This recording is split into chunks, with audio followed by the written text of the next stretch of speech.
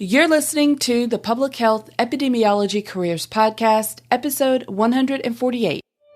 Welcome to the Public Health Epidemiology Careers Podcast, where we explore public health epidemiology careers and share tips and strategies to help you enter or transition into the field.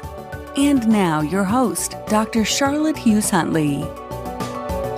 Greetings, everyone, and thank you for joining me on this episode. Now, let's hit the pause button on everything going on around us for just a few minutes and focus on ourselves. Now, as a professional community, a community of public health professionals, we are beyond stressed out. And if we don't pause and take better care of ourselves, then we will not be able to advance our mission. In this episode, I'm going to be very transparent and a bit vulnerable with you, and I'm really hoping that I can demonstrate my point and hopefully capture your attention and help you in the process. Right now, more than ever, it is important that we evaluate our own stress levels and be really honest with ourselves about where we are and what we need. Now, recognizing stress among others is very different than recognizing it amongst ourselves because we can spot it. That's what we do. Understanding the dangers of stress among others versus ourselves is still very different. So I'm not going to necessarily teach you about the signs or warnings of stress because you already know, or you're very good at gathering that information and teaching it to other people, pointing it out to other people. But what I want you to do is take that and introspectively look at yourself. And we've had this pandemic that we have been focused on, and that has been several months now. We've got the heightened awareness of systemic racism on top of our normal stressful world. Our world that we live in is just normally full of stress. So you add the pandemic and then you add the systemic racism, the heightened awareness, because that's not new. It's just the heightened awareness of it.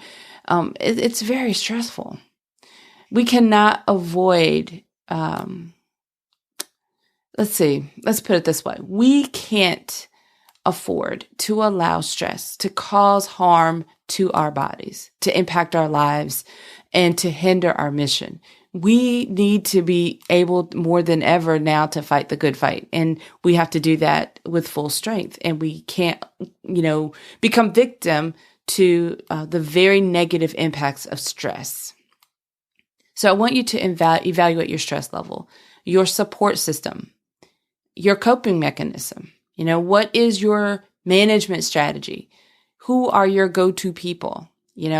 What is your prevention strategy? Because you can't prevent stress. I mean, it's going to happen, but how are you preventing it from wreaking havoc on your health and on your life? How do you stay ahead? How do you manage this? And if you don't have a strategy, then you absolutely need to develop one. If you can't answer these questions for yourself, now I know that you can teach other people what they need to do. I guarantee you. You may even have a PDF on your computer or something that you saved, or maybe a presentation you recently did where you're spewing out tips for other people. But what are you doing for yourself? All right. Who are your support members? And if you don't have a strategy, you need to develop one. But the very first step, really and truly, is to honestly evaluate your current stress level. And then we can talk about some steps for creating strategy for addressing, stress in your life. But really just evaluate where you are. Now I'm going to share a story with you. And really and truly, this demonstrates how well we can mask the stresses around us, the levels in our lives, and keep on going, focusing on everyone around us except ourselves, even though we know better. If you're listening to this and you're not guilty of this, then please share your secrets with the rest of us so that we can do better. Because I know I'm not the only one who does this. Everything else we're putting out fires all the time. It's our kids first, our family members, people around us in situations we're teaching, we're giving, we're supporting, we're packaging things up together, pulling the pieces together, and just kind of, we think we have a good balance, and sometimes we do well and sometimes we don't. So let me just share a story with you. And I'm really going to go all the way into the details of the story. So keep in mind, we're talking about the pandemic, getting these last several weeks, for getting family to understand and agree to follow protocol to protect themselves and, to understand what they need to be doing as they're out and about. That has been, I know everybody's been in that situation where it's been very stressful. You're trying to discuss this with different family members that are close to you. Some of them get it, some of them don't.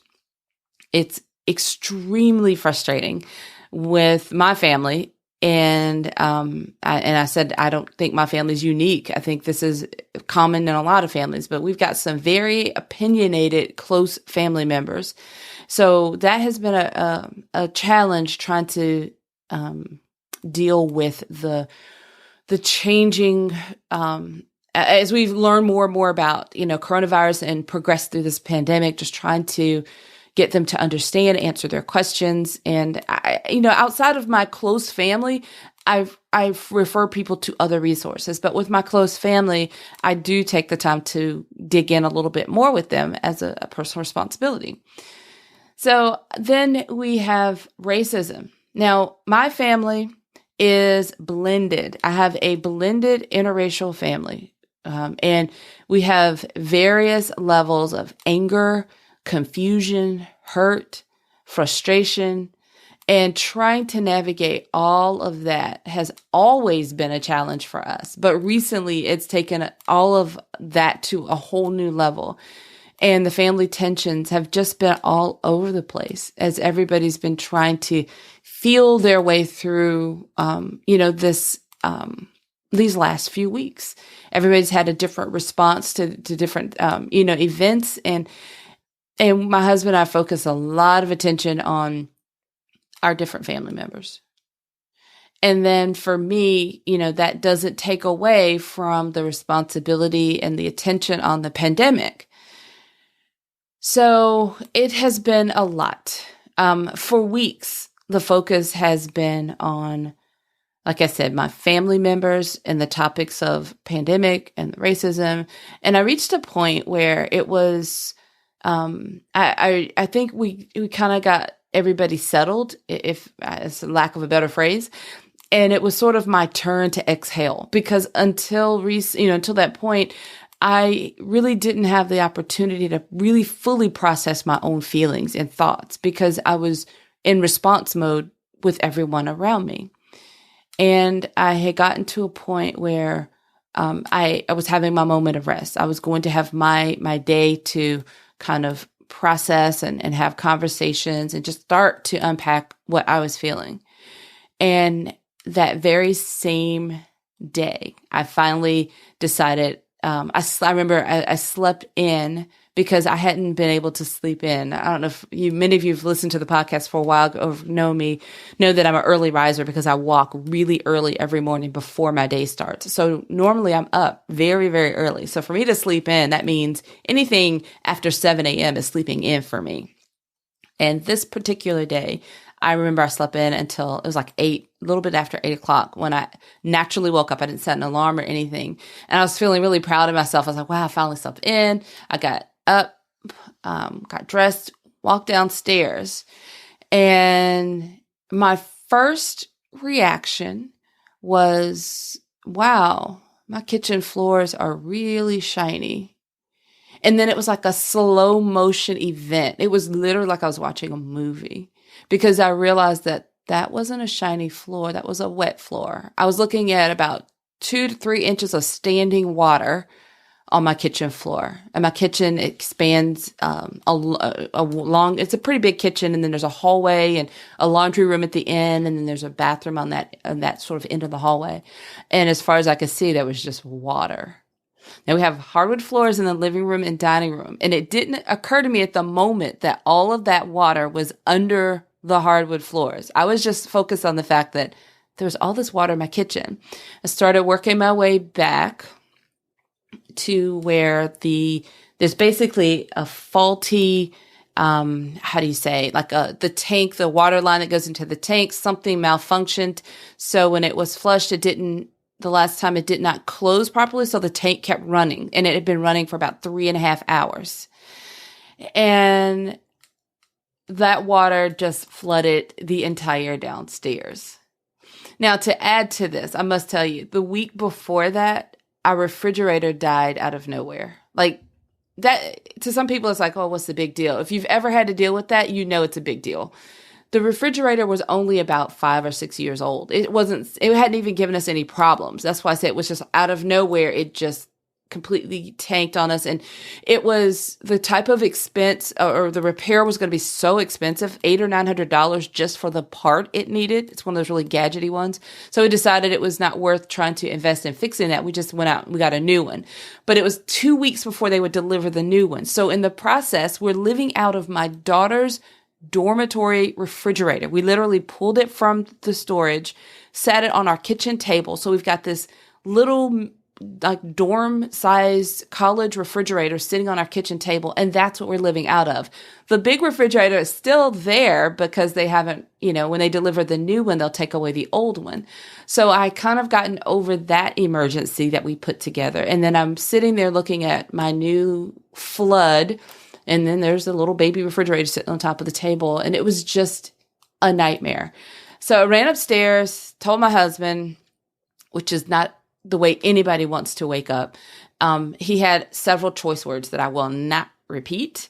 He got dressed, and we went immediately into like emergency response mode. So we rushed out to the hardware store. We bought the biggest like shop vac, wet vac that we could find, and we proceeded to try to get up the water. Of course, I shut the water off immediately. That was the one thing I did do when I found it in the bath. When I figured out what the problem was, shut it off.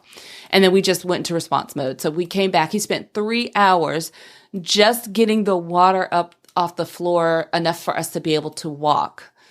And then we started the whole process of, he realized how much damage there was.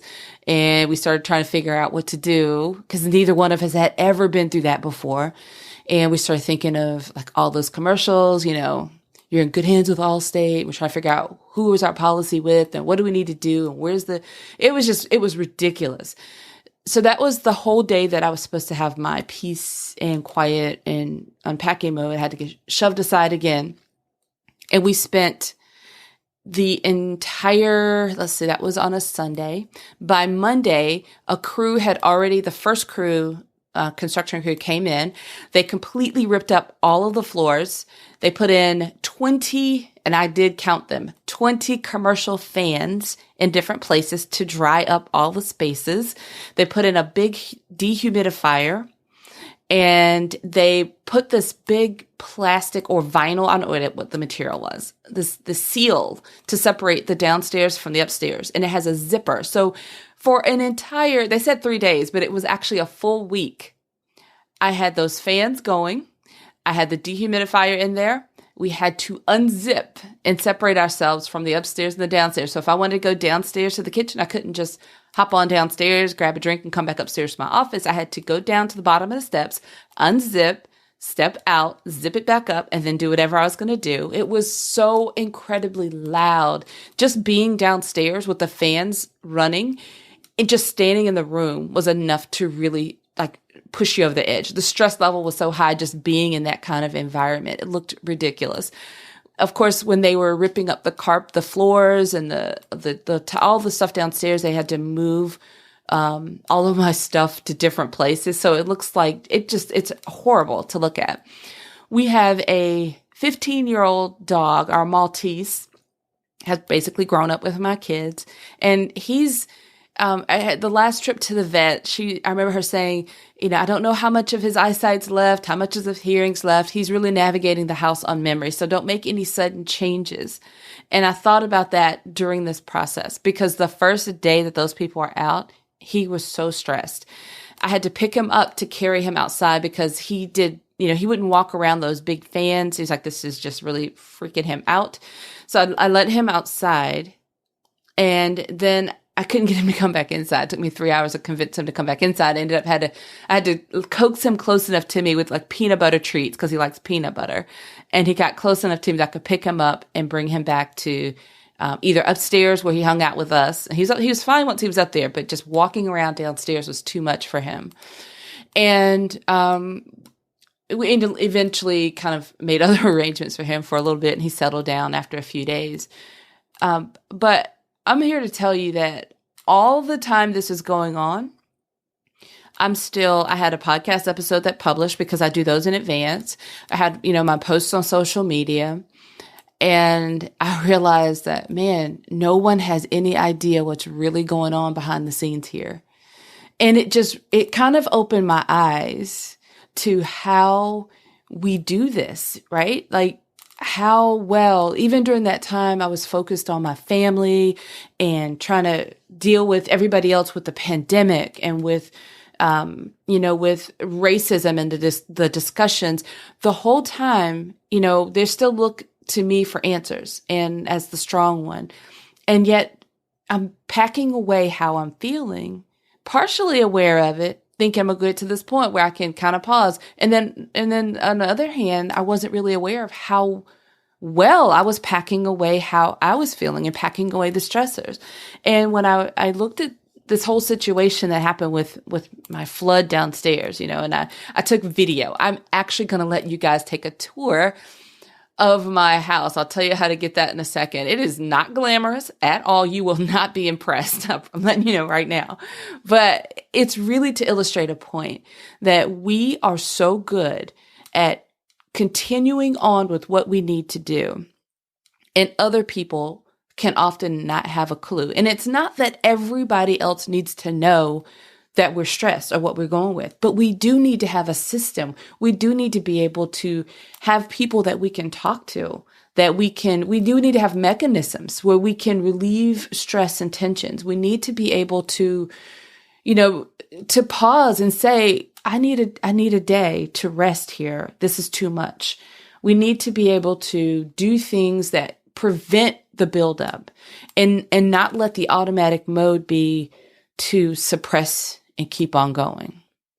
So I realize that all of you are listening to me, and this message means something different to everybody. I get that.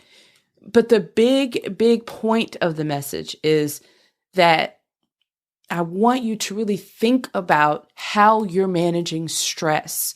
Don't downplay sometimes the warning signs that we can, call something else. We can excuse it away so fast, but don't do that to yourself. It's too important to ignore and to put off. Let me kind of go through a couple of things here with you. I'm going to, before I kind of move away from my story, I'm going to tell you that I have a group coaching program. It's a small group of public health consultants and business owners, and we have a monthly group coaching meeting together. And we talk about various things that we need to do with our business to grow our business. And it's a business support coaching guiding group for public health professionals. And so we were having our meeting in the middle of this hectic week I just described to you guys. And I was telling them, about this. And I told them that I was going to be, talking about this on the podcast. And I remember telling them the story. And this is a Zoom meeting. So everybody's faces were like, their mouths are hanging open. So when I do tell the story to my friends that I can see their reaction, their mouths hang open. They're just in disbelief. And if I don't hear it, I get something like that back on a text. And I'm realizing that how much we can normalize our chaos sometimes, because we can make ourselves think, oh, it's not as bad as it is. But the reaction or response of our friends lets us know, you know what, that is really bad. And we need to process this somewhere differently. We need to get this all out.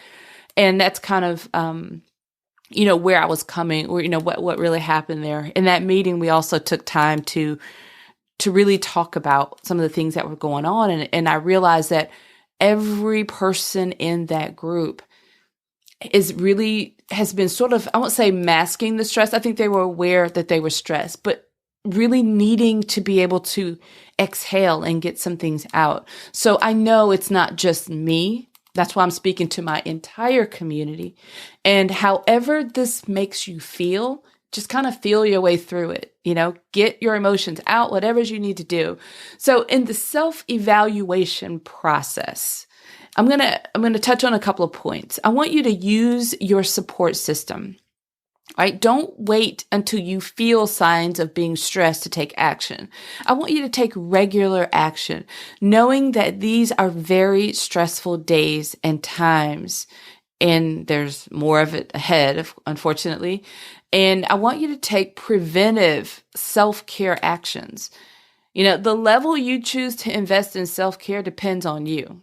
Now, I absolutely love my entire audience, but speaking directly to my Black women and my women of color for just a moment here, whatever level of self-care you think you need right now, just go ahead and double it because you need way more than you think you do.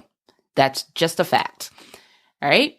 So do not underestimate the power of seemingly little things like focused breathing, or a few moments of meditation, sitting in quiet, purposeful silence.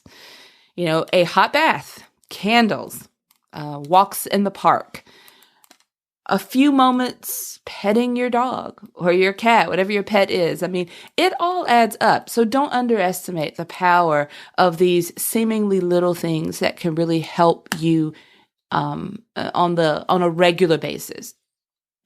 Also, find an outlet for your thoughts, the thoughts in your head and in your heart, because they're not always the same. What's in your head is not always the same. It's in your heart, but find an outlet. If you have someone to talk to openly and you feel safe to do so, you are really blessed. Trust me. So cherish that person or those people and lean into them regularly. And if you don't have someone that you can trust with your thoughts and your feelings, then do not carry around that heaviness on your own. There's options like journaling. Write to yourself and keep it private, but at least get it out and be really open and honest and as raw as you need to be to get it out. Start a blog and use a pen name if that makes you more comfortable. If you're afraid of other people reading your real, true thoughts, then use a pen name. But the point is, find a way to get it out of your head and out of your heart. Now, I have some really exciting announcements about how we're going to move forward using this platform. But before we move on to discuss how I want to proceed and how we can come together as a community of public health professionals moving forward, I want each of you to take the next few days to pause, breathe, rest, reflect on your stress level. Honestly, reflect on your stress level. Find an outlet for what's in your heart and what's in your head. And interject regular moments of physical, emotional, and spiritual rest. Now, share this episode with a public health classmate, a colleague, coworker, or friend. Share this with them so they can get this message. And on the next episode, I'm going to need all hands on deck. So be prepared to discuss next steps. All right? Now, before I go, I want to let you know that if you are interested in seeing this tour of my house and the chaos I described, there will be a video on the show notes page of this episode. This is episode 148. And I put a video of my madness there that I just described to you because I really want you to see what I'm talking about. If you turn the sound up, you can get at least an idea of just how horribly loud that was. And depending on how the video turned out, there may be a little video of my dog when I tried to convince him to come back inside the first day the fans went down and how he was not having it.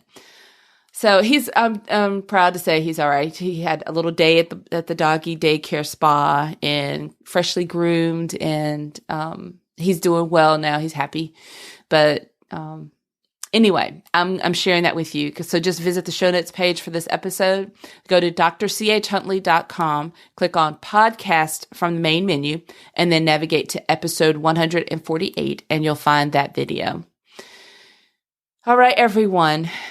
Until next time, have a fantastic rest of your day. Thank you for listening to the Public Health Epidemiology Careers Podcast at drchuntley.com.